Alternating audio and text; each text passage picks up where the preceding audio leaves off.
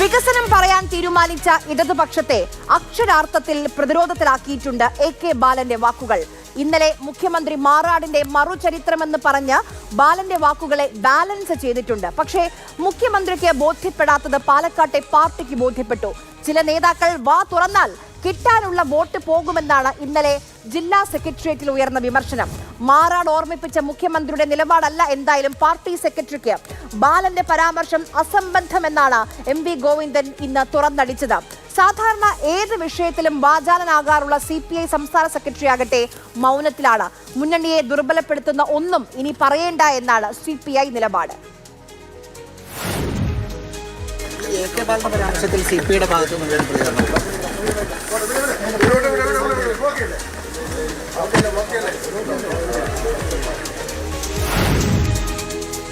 കോൺഗ്രസ് ഇതൊരു സുവർണാവസരമായി കാണുകയാണ്.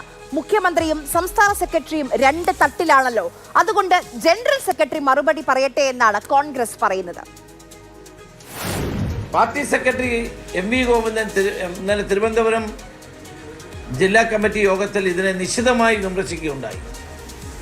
പക്ഷേ വൈകിട്ട് മുഖ്യമന്ത്രിയുടെ പത്രസമ്മേളനത്തിൽ AK ബാലനെ അതിരറ്റ് പ്രോത്സാഹിപ്പിക്കുകയും പിന്തുണയ്ക്കുകയുമാണ് ചെയ്തത്. ഇതിൽ വാസ്തവത്തിൽ CPM-ന്റെ നിലപാട് അഖിലേന്ത്യാ സെക്രട്ടറിയായ MA ബേബി വിശദീകരിക്കേണ്ട ഒരു അവസ്ഥ വന്നു.